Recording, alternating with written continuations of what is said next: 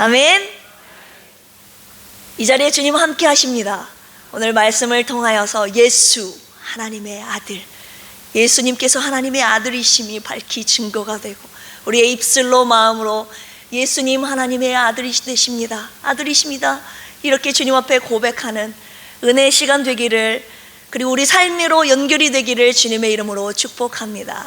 아멘. 토요일마다 우리 김 목사님과 장전도사님과 함께 매주 전도와 신방을 하고 있습니다. 한 달여 전쯤이라고 생각됩니다. 고난주일 전주간쯤이었습니다. 우리 이 자리에 앉아 계시는데요, 유정남 집사님과 이재근 집사님 집에 신방하면서 목사님과 함께 말씀을 나누고 또한 기도해드리고 이렇게 집 앞을 나오는데 어떤 남자 정체 모를 두 사람이 유정남 집사님 집을 찾아와서 집사님에게 뭐라고 하는 거예요. 근데 저희가 있는 것을 알고 이제 말을 더 이렇게 권하려다가 이렇게 가는 모습을 보게 되었습니다. 그래서 저희가 궁금하잖아요. 그래서 어디서 오셨습니까? 라고 묻었습니다. 그 두 분에게.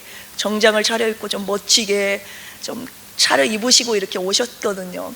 그랬더니 가던 길을 멈추고 저희들에게 하는 말이 예수의 죽음의 기념식에 초대하려고 왔습니다, 그러는 거예요. 예수 죽음의 기념식. 처음 들어보셨죠? 혹시 들어보신 분 계십니까? 저는 처음 들어봤거든요. 그래서 저희 셋 다 예수 죽음의 기념식이요? 고난주일이 가까워져 오니까 뭔가 죽음을 의미하고 기념하려나 보다 해서 부활절이요, 부활절에 또 다른 이름으로 그 교회는 하나 보다 이렇게 생각하고 한번 찔러봤습니다. 부활절이요 라고 김 목사님께서 이렇게 하니까 아니요 라고 정확하게 대답했어요. 아니요, 예수 죽음의 기념식이요. 그래서 이상하다. 그래서 이제 그분들은 가시고 바로 검색을 해봤죠. 예수 죽음의 기념식 했더니 여호와의 증인이 예수의 죽음의 기념식이라는 말을 쓰더라고요. 저희가 부활절이요 했더니 부활절 아니요. 그들은 뭐예요? 예수의 죽음은 기념을 하는데 예수의 부활은 기념하지 않고 축하하지 않는다는 걸 볼 수가 있습니다. 그게 뭐예요? 그 일면만 보더라도 예수님을 인정을 안 하는 거예요. 예수님의 부활을 인정 안 하는 거예요. 부활했다 하더라도 영으로서 부활했다고 믿지 예수님의 완전한 육체의 부활을 부인하는 그들입니다. 그런데 성경은 누가복음 24장에 정확하게 뭐라고 합니까? 제자들이 부활하신 예수님이 오셔서 너희들에게 평강이 있을지어다 하니까 제자들도 이게 꿈인가 생신가 환상인가, 예수님의 부활한 모습을 보고 영으로 생각했다고 나와 있습니다. 그래서 두려워 떨었다고. 그런데 주님이 24장 누가복음 39절에 뭐라고 말씀하십니까? 내 손과 발을 만져보라. 내 손과 발을 보고 나인 줄 알라. 영은 뼈와 살이 없지만 너희들이 보다시피 나는 있다, 이렇게 말씀하시면서 무언가 먹을 것이 있느냐 이렇게 물어보십니다. 그러자 구원 생선 한 토막을 드리죠. 그 제자들이 보는 앞에서 잡수시더라, 이렇게 나와 있습니다. 이게 뭐예요? 완벽한 육체의 부활을 의미하는 겁니다. 예수님은 영으로 부활하신 것이 아니라 완전한 육체의 부활입니다. 따라서 해봅시다. 예수님의 부활은 완전한 육체의 부활이다. 근데 여호와의 증인은 그것을 부정하죠. 여호와의 증인, 여러분들 많이 들어보셔서 아시겠지만 나라와 정부를 부정하고 병역을 기피하고 수혈을 거부하고 이런 건 알고 계시잖아요. 근데 그 정확한 근거를 이렇게 그 근원을 들어가 보면, 짧게 소개해드리자면 미국의 성서 지도학자였던 찰스 테이즈 러셀이라는 사람으로부터 시작이 되었습니다.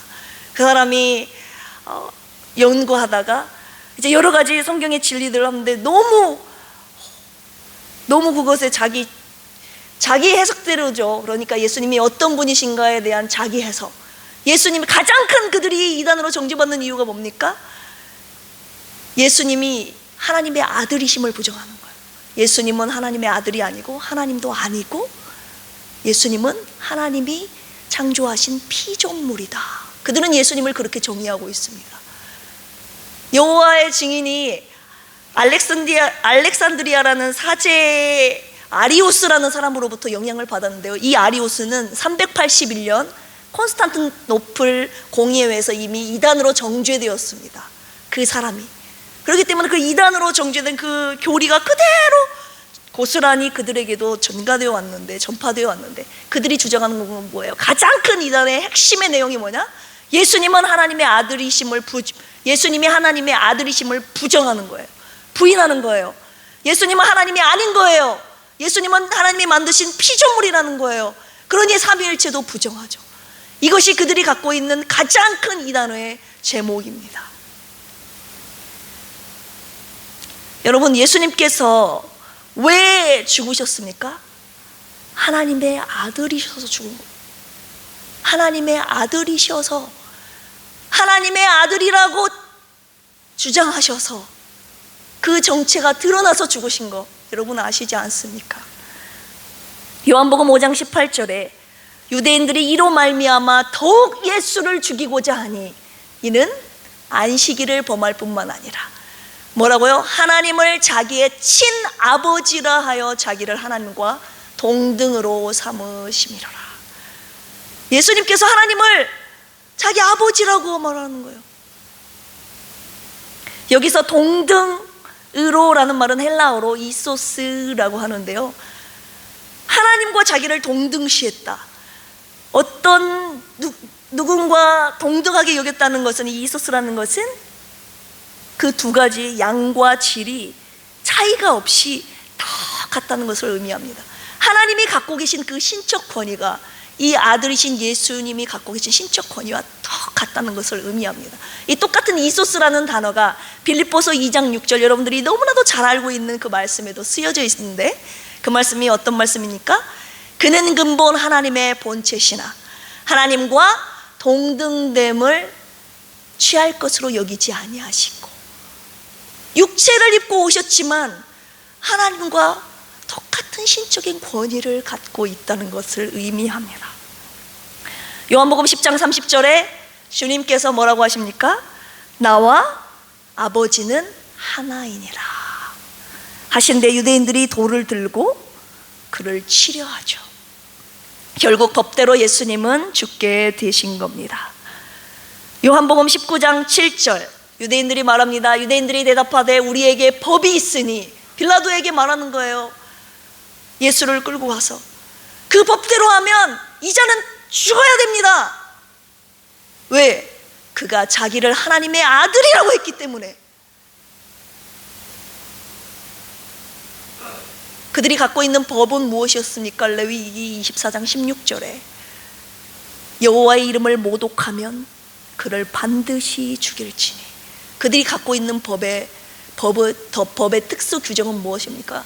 하나님의 이름을 모독하는 자는 죽여야 된다는 법을 그 유대인의 법은 갖고 있었습니다. 유대인들이 자기들에게 하나님은 유일신 하나님 한 분밖에 없는데 어떤 사람이 나타나가지고 자꾸 자기가 하나님의 아들이라고 하는 거예요. 자기랑 하나님이 하나라고 하는 거예요. 자꾸 그러니 유일신으로 모신 그 유대인들이 볼 때 이자는 마땅히 신성 모독죄를 지은 죽어야 마땅한 죄인이다. 예수를 그렇게 판단했고 그를 결국 십자가에 못 박아 죽였습니다.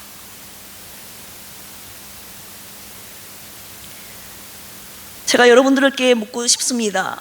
예수님은 누구십니까? 오늘 제목에도 쓰여 있는데, 예수, 그는 데오히오스, The Son of God, 하나님의 아들이십니다. 따라서 해봅시다. 하나님의 아들. 네, 성경이 오늘 본문에서도 요한복음 20장 31절에 오직 이것을 기록하면 너희로 예수께서 하나님의 아들 그리스도이심을 믿게 하려 하며 또 그 너희로 믿고 그 이름을 힘입어 생명을 얻게 하려 함이니라. 여러분, 이 성경이요, 예수님이 누구이신지를 밝히 드러내고 있습니다. 창세기부터 요한계시록까지. 여러 번 말씀드렸지만 구약에서는 오실 예수님, 신약은 오신 예수님, 계시록은 오실 예수님. 그런데 이 성경, 이것을 기록한 이유가 뭡니까? 예수께서 하나님의 아들 그리스도이심을 믿게 하려 함이라. 그리고 그 이름을 힘입어 너희로 생명을 얻게 하려 함이라고 명확하게 우리에게 말씀해 주고 계십니다. 저는 이 성경이 말씀하신 이 증언에 대해서 오늘 본론에서 세 가지 파트를 나눠서 여러분들과 함께 그 증언의 내용에 대해서 함께 은혜 받고자 합니다. 세 가지 파트로 나눌 수가 있겠는데요. 첫 번째는 예수님이 직접 하신 말씀과 그분의 하신 사역을 통해서 하나님의 아들이심이 증거된 것. 두 번째 파트, 예수님의 주위에 있던 예수의 사람들이 증언하고 있는 그런 내용들, 그 증언한 내용들에 대해서 함께 나눌 것이고, 세 번째는 예수님의 마지막 사역, 십자가의 죽음과 부활, 승천의 그 부분에서 마지막 하나님의 아들로 종지부를 명확하게 찍으신 그 세 파트에 대해서 함께 본론에서 은혜를 받고, 예수님께서 하나님의 아들로 이 땅에 오셨음을 성경이 어떻게 증언하고 있는지 먼저 함께 나누고 은혜 받기를 주님의 이름으로 축복합니다. 예수님의 말씀, 주님이 뭐라고 하십니까? 아버지께서 나를 보내셨다고 계속 말씀을 하십니다. 나는 그냥 온 것이 아니라 아버지께서 나를 보내셨다고. 보내심을 받았다는 표현이 성경에 40회 이상이 쓰여졌고요, 하나님을 아버지라고 한 120번 이상 표현하고 있습니다. 그리고 아들, 나는 하나님의 아들이라고 40회 이상을 표현하고 있습니다. 보내심을 받았다는 것은 그냥 온 것이 아니라 뭔가 특별한 목적을 가지고 임무를 받고 파견하는 것을 의미합니다. 요한복음 8장 23절에 주님이 뭐라고 합니까? 너희는 아래에서 났고 나는 너희들과 같이 아래에서 난 것이 아니다. 나는 위에서 났다. 아예 근본 자체가, 태생 자체가 다른 것을 주님이 말씀하고 계십니다. 8장 42절입니다. 나는 스스로 온 것이 아니요 아버지께서 나를 보내셨다. 아버지께서 나를 보내셨다고 말하고 있고, 요한복음 12장 44절 45절에 나를 본 자는, 나를 믿는 자는 아버지를 믿는 것이요 나를 본 자는 아버지를 본 것이라고. 아버지께서 나를 보내셨고 나는 아버지와 하나이기 때문에 너희들 하나님을 보려고 하지 마라. 나를 본 자는 하나님을 본 자다 하면서 끊임없이 예수님께서 하나님과 하나님의 아들이시고 하나님이 나를 보내셨고 나와 하나님은 하나라는 말씀을 계속 그분의 말씀을 통해서 수없이 하고 계십니다. 너무 많은데요, 제가 딱 세 구절만 들고 나온 겁니다. 그런데 유대인들이 믿었습니까? 믿지 않죠. 요한복음 10장 25절에 예수께서 대답하시되 내가 너희에게 말하였으되 믿지 아니하는도다. 수없이 예수님의 말씀으로 나는 하나님, 방금 말씀드렸듯이 나는 위에서 하나님이 보내신 거 하나님의 아들이라고. 그런데 믿지 않았어요. 너희들이 믿지 아니하는도다. 내가 내 아버지의 이름으로 행하는 일들이 나를 증거하는 것이군. 이제 말씀으로 믿지 않으니까 그분의 사역을 통해서 그분이 하나님의 아들 되심을 증거하고 있는 겁니다. 그분이 사람으로서 도저히 할 수 없는 하나님의 아들이시기 때문에 하셨던 사역, 뭐가 있습니까? 병을 고치시고 죽은 자를 살리시고 귀신들을 쫓아내시고 온갖 세상 만물을 주관하시면서 풍랑을 잠잠하게 하고 오병이어기죠. 물고기 보리떡 5개가 물고기 2마리로 5,000명을 먹이신다. 사건 등등, 눈뜬 자를, 여러 가지 병든 자를 고친 사역들이 나와 있지 않습니까? 그런 사역들을 통해서 예수님이 자기 자신이 하나님의 아들이심을 나타내 보여주고 있다는 것입니다. 그런데 그들은 믿지 않았죠. 그 사역을 통해서도. 마가복음 1장 1절에서 명확하게 마가는 제시합니다. 하나님의 아들 예수 그리스도의 복음의 시작이라고. 예수님이 이 땅에 오셔서 하시는 모든 말씀과 사역들이 하나님의 아들로서 하셨던 사역임을 명확하게 1장 1절에서 제시하고 시작하십니다. 예수님의 사역들을 통해서도 증거가 되지만 마가복음 3장 11절에 보면 귀신들도 예수님을 보고 놀라서 엎드려 절하면서 고백합니다. 당신은 하나님의 아들이라고. 어느 때든지 예수를 보면 그 앞에 엎드려 부르짖죠. 그렇게 고백을 합니다. 귀신들도 고백하고 있다고요. 자, 두 번째 파트로 넘어갑니다. 예수님의 말씀과 사역을 보면서도 믿지 않는 유대인들이 있었지만 그 가운데 예수님을 하나님의 아들이라 고백했던 사람들이 있었으니 수없이 많지만 저는 딱 간단하게 6사람만 뽑아왔습니다. 간단하게 소개해드리겠습니다. 첫 번째, 침례 요한입니다. 요한복음 1장 34절에 내가 보고, 침례 요한의 말입니다. 그가 하나님의 아들이심을 증언하였노라. 여기서 말한 그는 예수님. 그가 하나님의 아들이심을 내가 봤다고, 내가 증언자라고, 내가 증인이라고. 그런데 침례 요한이 이렇게 예수를 하나님의 아들이라고 증언할 수 있었던 강력한 이유가 무엇입니까? 예수님께서 침례 요한에게 침례를 받으셨잖아요. 요한복음 1장에 나오지 않습니까? 그런데 마태복음 3장 17절에 나옵니다. 침례를 받고 침례 요한에게 예수님께서 나오실 때 하늘에서 음성이 들리는 겁니다. 어떤 음성입니까? 하늘로부터 소리가 있어 말씀하시되, 하나님의 목소리가 들려진 겁니다. 이는 내 사랑하는 아들이요 내 기뻐하는 자라 하시니라. 뭔가 심상치 않은 이 자, 이 예수라는 자, 누구인가? 긴가민가 침례 요한도 하지 않았을 것입니다. 생각하지 않았지 않겠습니까?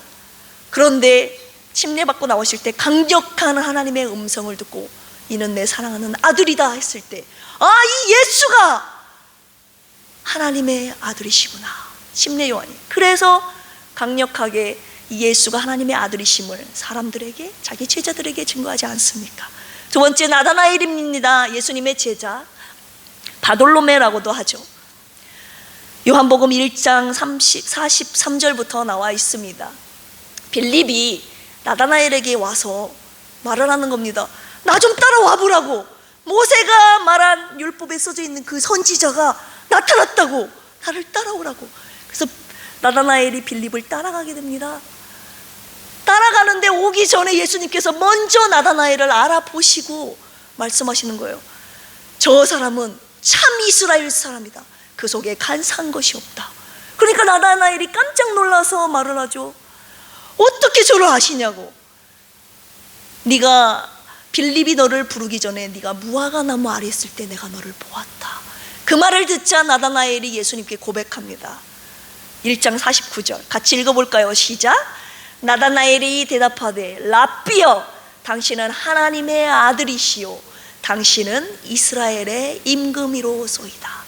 하나님의 아들이심을 나다나엘의 입술을 통해서 증거되고 있습니다. 세 번째 사람은 마르다입니다. 요한복음 11장에 보면 이 마르다와 마리아의 오라비 나사로가 죽은 사건이 나타나죠. 그 죽은 나사로를 살린 사건이 예수님께서 살리는 장면이 나옵니다. 슬퍼하며, 오라비의 죽음을 슬퍼하며 울고 있는 그들에게 가서 예수님께서 뭐라고 하십니까? 내가 그를 살릴 줄을 믿느냐? 주님, 믿습니다.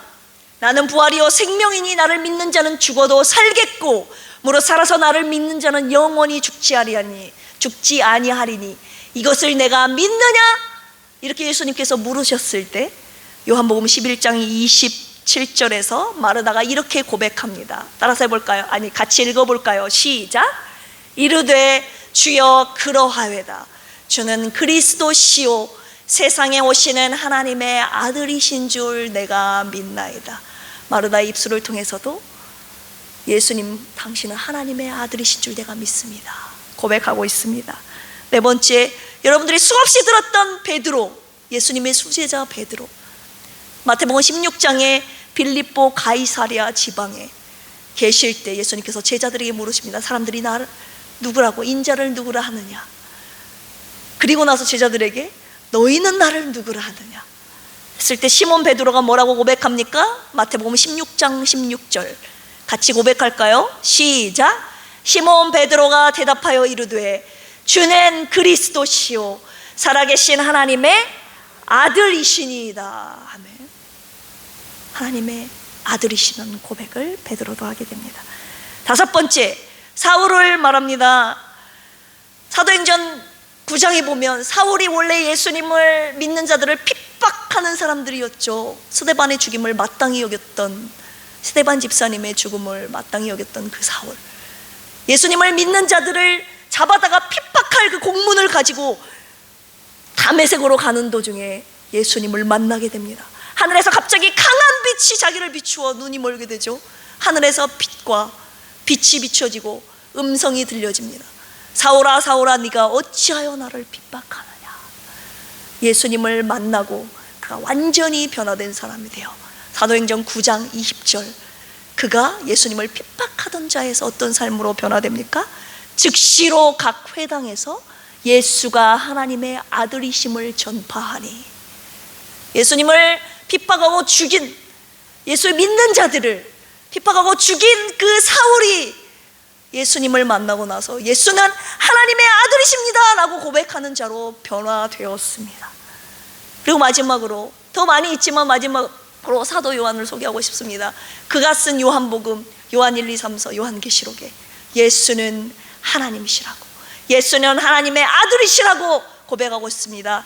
태초에 말씀이 계시니라, 이 말씀이 하나님과 함께 계셨으니 이 말씀은 곧 하나님이시니라. 말씀이 육신이 되어 우리 가운데 거하시니 우리가 그 영광을 보니 아버지의 독생자의 영광이요 은혜와 진리가 충만하더라. 태초에 말씀이 계셨는데 그 말씀이 하나님과 함께 계셨고, 근데 이 말씀은 하나님이신데 이 말씀이 육신이 되어 오신 분이 누굽니까? 예수 그리스도. 하나님과 예수님이 하나라는 걸 말씀하고 있는 요한, 이 사도 요한은 그의 서신을 통해서 요한복음 자체가 그런 거예요. 요한복음을 쓴 기록 목적이 오늘 본문인데, 요한복음 20장 31절, 예수님이 누구냐? 유대인들이, 이방인들이 계속 예수가 누군가를 물어봤을 때 사도 요한은 자기 요한복음을 통하여서 예수는 하나님의 아들 그리스도다, 예수는 하나님의 아들이시다 라고 고백하기 위해서 이 서신을 기록했습니다. 자, 세 번째 파트입니다. 예수님의 마지막 사역이, 십자가의 사역이 예수님이 하나님의 아들이심을 명확하게 드러내십니다. 그리고 나서 딱 종지부를 찍으신 겁니다. 그거는 네 가지로 설명할 수 있겠는데요. 첫 번째, 예수님이 십자가에 달리셨을 때 일어난 사건입니다. 마태복음 27장 45절, 제6시로부터 온 땅에 어둠이 임하여 제9시까지 계속되더니. 예수님이 십자가에 달리셨을 때 제6시는, 이거는 유대교 시간이기 때문에 대낮, 정오, 12시를 의미합니다. 12시부터 여러분 3시까지 햇빛이 쨍쨍하니 밝게 드러나는 그 대낮 아닙니까? 그런데 그 대낮에 온 땅에 어둠이 임한 겁니다. 예수님 십자가에 달리신 그 시간에. 그런데 이 말씀이 여호와의 날, 여호와의 심판의 날을 예언했던 아모스 성경에 그대로 기록되어 있습니다. 아모스 8장 9절에서 10절, 주 여호와의 말씀이니라. 그날에 내가 해를 대낮에 지게 하여 백주의 땅을 캄캄하게 하며 너희 절기를 애통으로, 너희 모든 노래를 애곡으로 변하게 하며 모든 사람에게 굵은 배로 허리를 동이게 하며 모든 머리를 대머리가 되게 하며, 그 다음 말씀입니다. 독자의 죽음으로 말미암아 애통하듯 하게 하며 결국은 곤고한 날과 같게 하리라. 여호와의 심판의 날, 독자의 죽음으로 말미암아 애통하듯 하며, 주님이 정하신 여호와의 날, 심판의 날인데 하나님께서 당신의 독생자의 죽음으로 말미암아 애통하는 그 날이 바로 예수님께서 십자가에 못 박히신 그 날이었습니다. 그래서 독생자 예수 십자가에 못 박히신 그날 대낮에 온 땅에 캄캄함이 임한 겁니다. 그리고 두 번째, 예수님의 영혼이 십자가에 못 박혀 완전히 떠나가셨을 때 일어난 세 가지 사건을 통하여서 우리가 예수가 하나님의 아들이심을 알 수가 있습니다. 이 사건은 마태복음 27장 51절에서 54절까지 명확하게 나와 있는데요, 예수님께서 영혼이 떠나가시니라 하고 나서 바로 벌어진 사건입니다. 이에 성소의 휘장이 위로부터 아래까지 찢어져 둘이 되고, 이게 첫 번째 사건입니다. 성소의 휘장은 뭡니까? 하나님 앞에 제사 드리러라는 그 성막 안에 성소와 지성소가 있는데, 성소와 지성소를 가로막고 있는 두꺼운 커튼을 의미합니다. 이 성소, 지성소는 대제사장만이 들어갈 수 있어요. 1년에 딱 한 번 자기의 죄와 백성들의 죄를 속죄하기 위하여 염소와 송아지의 피를 가지고 1년에 한 번 들어갔다고요. 그런데 히브리서 10장 20절에 보면, 10장 20절에 보면 휘장은 무엇라고 주님이 말씀하고 계십니까? 휘장은 곧 그의 육체니라. 휘장이 찢어졌다는 것은 무엇을 의미합니까? 예수 그리스도께서 자기의 몸을 찢으셨다는 것을 의미합니다. 히브리서 9장 7절에는 자기와 자기 백성의 허물을 위하여 드리는 피 없이는 대제사장에 들어가지 않는다고 나와 있습니다. 들어갈 수 없다고, 1년에 한 번 들어간다고 나와 있죠. 무슨 뜻입니까? 휘장이 찢어졌다는 건 자기 몸을 찢으시고 염소와 송아지 피가 아닌 예수 당신의 피를 쏟으심으로 말미암아 대제사장만 들어갔던 그 성소의 지성소의 길을 하나님께서 완전히 열어놓으심으로 말미암아 죄인인 저와 여러분들도 하나님 앞에 나아갈 수 있는 길을 열어놓으셨다는 걸 의미합니다. 뭘로요? 예수의 몸을 찢으심으로, 예수의 피를 쏟으심으로 말미암아 말입니다. 성소의 휘장이 찢어졌고 27장 51절에 계속 읽어보시면 땅이 진동하며 바위가 터집니다. 그리고 52절에 무덤들이 열리고 자던 성도의 몸이 많이 일어나. 이게 뭡니까? 자다고 표현하는 것은 여러분들 죽은 사람을 의미하잖아요. 성경에도 읽어보시면 아시겠지만 예수의 부활 후에 그들이 무덤에서 나와서 거룩한 성에 들어가 많은 사람의 보인, 이미 무덤 속에 들어가 죽었던 자들이 예수님께서 십자가에 영원히 떠나가신 이후에 무덤 속에 있던 자들이, 죽은 자들이 무덤이 열리면서 그들이 일어나고 부활하는 사건들이 일어났습니다. 그렇기 때문에 많은 사람들이 봤다고 성경에 53절에 기록되어 있어요. 그 세 가지 사건을 보고 54절 백부장과 함께 예수를 지키던 자들이 지진과 그 일어난 일을 보고 심히 두려워하여 이르되, 같이 읽어보겠습니다. 시작. 이는 진실로 하나님의 아들이었도다 하더라. 네. 그 사건을 보고 돌아가신 사건 이후의 사건 세 가지를 보고 백부장과 함께 있던 자들이 고백하게 된 거예요. 진짜 이 예수가 하나님의 아들이었구나. 진짜 하나님의 아들이었구나. 세 번째, 죽으심에서 끝난 것이 아니라 예수님께서 다시 사셨습니다. 예수님의 부활. 로마서 1장 4절에 이런 말씀이 있습니다. 성결의 영으로는 죽은 자들 가운데서 부활하사 능력으로 하나님의 아들로 선포되셨으니 곧 우리 주 예수 그리스도시니라. 아멘. 부활하심으로 말미암아 하나님의 아들로 선포되신 겁니다. 이 선포되다라는 말은 헬라어로 호리스덴토스. 따라서 해볼까요? 호리스덴토스. 호리스덴토스라는 말은 하나님의 부활하기 전에 하나님의 아들이 아닌 것이 아니라, 하나님의 아들이셨는데 하나님의 아들이 아닌 것이 회복된 것이 아니라, 이 호리스덴토스라는 말은 하나님의 아들로서의 지위와 영광을 더 부활로 말미암아 밝히 증거되어 드러내 보이셨다는 증거되었다는 것을 의미합니다. 그리고 네 번째, 예수님의 승천하심. 마가복음 16장 19절에 주 예수께서 말씀을 마치신 후에 하늘로 올려지사 어디에 앉으시니라? 하나님 우편에 앉으시니라. 구속사역을 완성하신 후에 예수님께서 하나님 우편에 하나님의 아들로서 당당하게 하늘과 땅의 모든 권세를 가진 그 주도권자로 만왕의 왕이신 그 하나님 옆에 있는 하나님 우편의 그 자리에 앉으시게 됨으로 말미암아 그분이 당당하게 하나님의 아들이심을 밝히 드러내주는 성경 증언의 내용을 방금까지 살펴봤습니다. 결론의 말씀을 드리려고 합니다. 예수님, 그렇다면 지금 세 파트를 통해서 예수, 그는 누구인가? 저와 여러분들에게 누군가 예수님께서 질문하신다면 여러분 뭐라고 대답하시겠습니까? 예수님은 누구십니까? 하나님의 아들이십니다. 어렵지 않아요? 따라서 해봅시다. 하나님의 아들이십니다. 네, 하나님의 아들이라는 이런 고백을 하게 되면요, 당연히 필연적으로 나올 수밖에 없는 질문이 있습니다. 그렇다면 왜 하나님의 아들이 그냥 하나님 우편에 계속 앉아 있으시면 되지.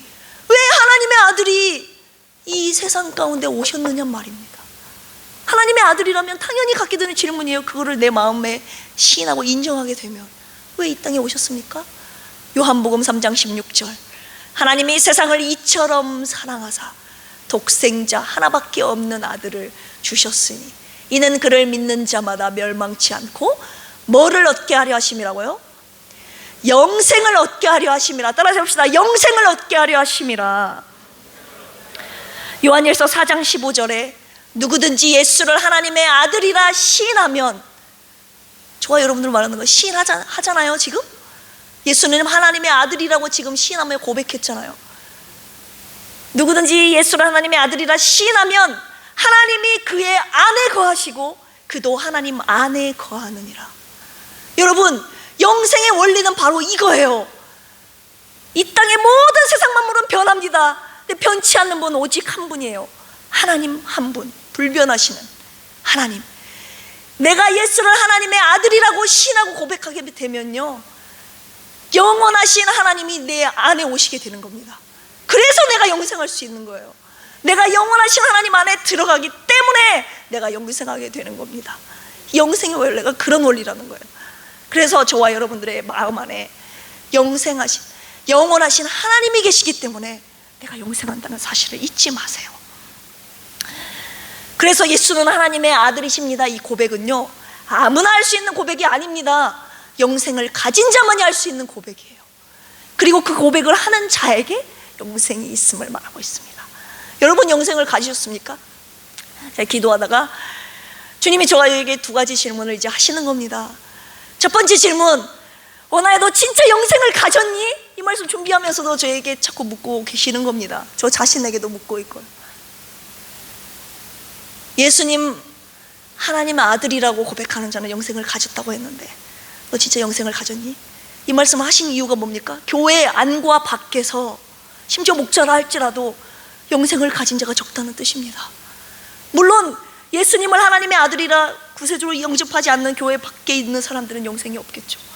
그런데 저와 여러분들 이 자리에 앉아서 예수님을 나의 주님을 하나님의 아들이라고 고백하고 있지만 진짜 영생을 가진 자 많지 않다고 주님이 말씀하고 계시는 겁니다.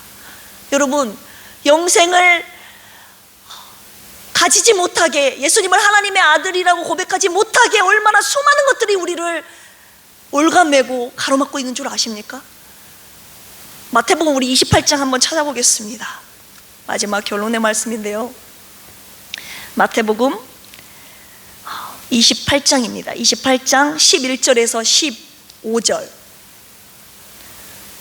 예수님의 무덤을 지켰던 경비병들, 부활 이후에 어떤 일이 벌어졌는지를 한번 보십시오. 11절에서 15절 읽어보겠습니다. 시작. 여자들이 갈 때 경비병 중 몇이 성에 들어가 모든 된 일을 제사장들에게 알리니. 이게 무슨 말이에요? 무덤이 열려지고 예수님이 없어졌다 그 말이에요. 이게 어떻게 된 일이냐? 그걸 가지고 이제 의논을 하는 겁니다. 시작. 그들이 장로들과 함께 모여 의논하고 군인들에게 돈을 많이 주며. 없어졌는데 대제사장과 장로들이 의논하면서 그 지켰던 경비병들 군인들에게 돈을 많이 줍니다. 왜 줍니까? 시작. 이르되 너희는 말하기를 그의 제자들이 밤에 와서 우리가 잘 때 그를 도둑질하여 갔다 하라.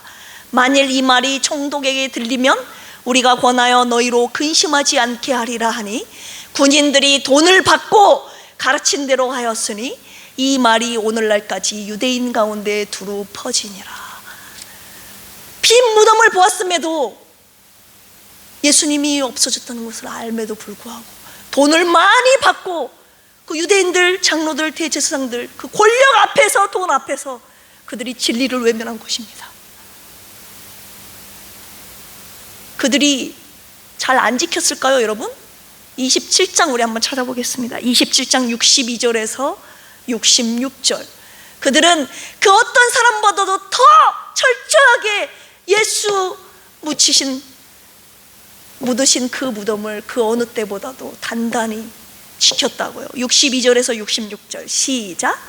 그 이튿날은 준비일 다음 날이라 대제사장들과 바리새인들이 함께 빌라도에게 모여 이르되 주여, 저 속이던 자 예수를 말하는 겁니다.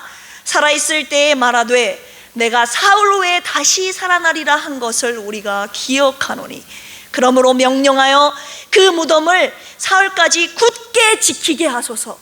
그의 제자들이 와서 시체를 도둑질하여 가고 백성에게 말하되 그가 죽은 자 가운데서 살아났다 하면 후에 소금이 전보다 더 클까 하나이다. 빌라도가 이르되 너희에게 경비병이 있으니 가서 힘대로 굳게 지키라 하거늘 그들이 경비병과 함께 가서 돌을 임봉하고 무덤을 굳게 지키니라. 이미 예수님께서 돌아가시기 전에 나는 죽어도 사흘 후에 다시 부활한다 말씀을 하셨기 때문에 그 말씀이 공공연하게 다 퍼지지 않았겠습니까? 그렇기 때문에 그 어느 때보다도 저 제자들이 도둑질하여 가서 없어졌다고, 부활하셨다고 분명히 거짓말 할 거니까 빌라도에게 가서 말하는 겁니다. 더 굳게 지키게 해달라고, 더 굳게 지킨다고. 그랬더니 빌라도가 그래, 너희들이 경비병이 있으니까 굳게 지키라고. 그 어느 때보다 굳게 지켰던 그 3일. 그러나 그 경비를 뚫고, 죽음을 뚫고 예수님은 부활하신 줄 믿습니다. 경비병이 몰랐을까요, 여러분? 진짜 경비병이 돈을 받고 말한 대로 자고 있을 때 제자들이 예수님을 가져갔을까요? 절대 그럴 수 없죠. 처음에 그들이 지켰던 그 마음가짐, 대제사장과 장로들이 철저하게 지키라고 말을 했기 때문에 그 권력 앞에서 얼마나 철저하게 지켰겠습니까? 그런데도 그 안에 예수님께서 부활하사 없어진 무덤은 빈 무덤이 된 것입니다. 그런데 그들이 직접 경험하고 봤던 진리를 따르지 않고 예수께서 살아나셨던 그 빈 무덤을 그들은 확인했음에도 불구하고 돈을 받고 돈과 권력 앞에서 진리를 따르지 않고 외면했던 그들, 영생이 없는 자 아닙니까? 돈과 권력 앞에서만 예수님께서 하나님의 아들이심을 부정하는 것이 아닙니다. 부정되는 것이 아닙니다. 요한복음 19장에 보면요, 빌라도가 예수님을 신문하고 유대인들에게 예수를 십자가에 넘겨주도록 내어주는 장면이 나옵니다. 근데 빌라도가요, 예수님을 처음부터 내어준 거 아니었어요. 예수님께서 읽어보십시오. 19장 전으로 예수님에게서 죄가 없음을 3번이나 발견했습니다. 그리고 예수를 놓아주려고 십자가에 못 박지 않게 하려고 안간힘을 4번이나 썼어요. 그런데 예수를 십자가에 그들에게 못 박도록 넘겨주는 장면을 봅니까? 뭐 때문에요? 군중들의 소리 때문에, 자기의 체면 때문에. 죄가 없음을 알고 있으면서도, 발견하지 못했으면서도 사람들 때문에, 사람들 체면 때문에, 사람들의 요구 때문에 당당하게 예수는 죄 없다고 말하지 못하는 이런 현실. 오늘 비단 교회 바깥에 있는 믿지 않는 자들 뿐만 아니라 교회 안에서도 돈과 권력과 그다음 사람들과 넓은 길로 가는 사람들,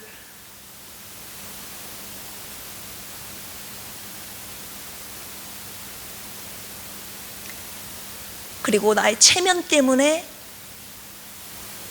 예수님을 하나님의 아들이라고 증거하지 못하는, 당당하게 말하지 못하고 있는 저와 여러분들의 모습이 있다면 오늘 회개하기를 원합니다. 주님이 영생을 가졌느냐라고 물으셨을 때 내가 예수님이 하나님의 아들이라고 말하지 못한다면 진짜 저와 여러분들에게 영생이 있는지를 다시 한번 확인해 봐야 됩니다. 두 번째, 주님이 저에게 질문하시는 건데요, 그렇다면 네가 갖고 있는 영생, 누구든지 하나님의 아들을 예수를 하나님의 아들이라 시인하는 자에게 영생이 있다고 하지 않았습니까?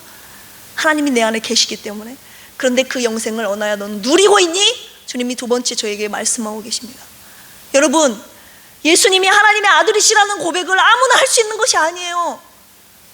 영생을 가지고 누리는 자가 고백할 수 있는 거예요.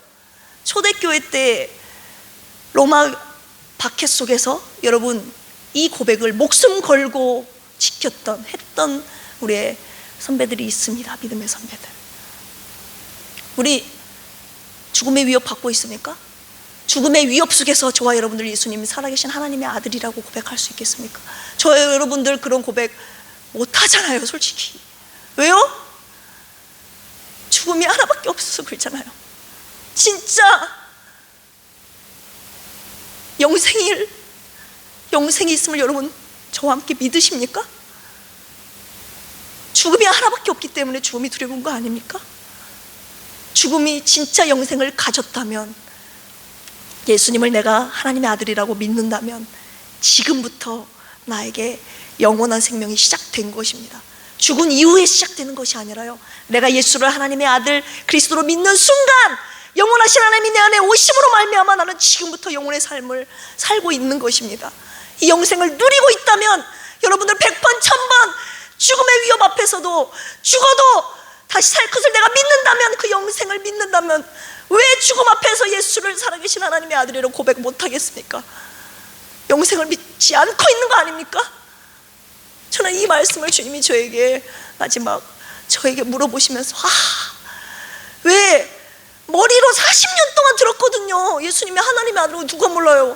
누구보다도 제가 더 잘 알죠. 목사님부터 수없이 수천 번 들었던 하나님의 아들, 그리고 영생. 그런데 주님이 너 진짜 영생 가졌니? 그리고 영생을 누리고 있니? 말씀을 준비하면서 내가 영생을 누리고 있는 삶은 아니었구나.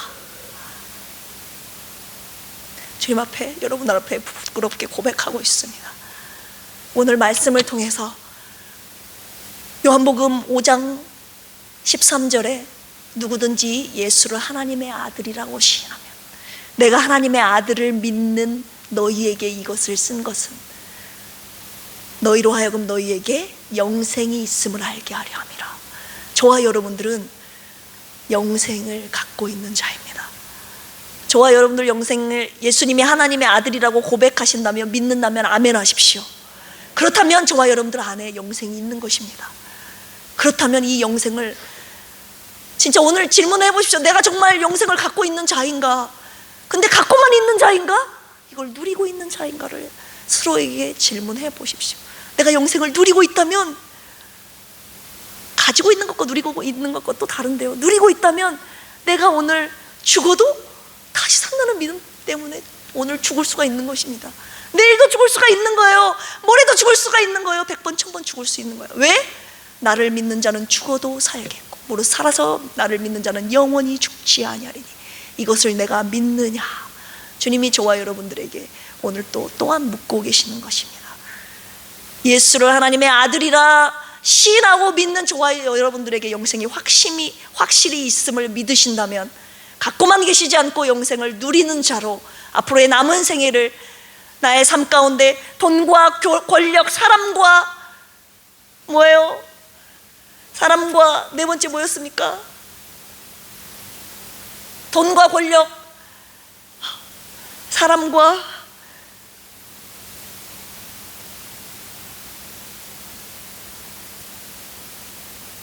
나의 체면 때문에 예수님이 하나님의 아들이심을 증거하지 못하는 그런 어리석음, 답답함, 삶을 살아가지 마시고 나의 삶 속에서 예수가 하나님의 아들이심을 밝히 드러내 증거되는 신하는 삶을 사시기를, 그러므로서 영생을 누리시는 삶을 사시기를 예수 그리스도의 이름으로 간절히 축복합니다.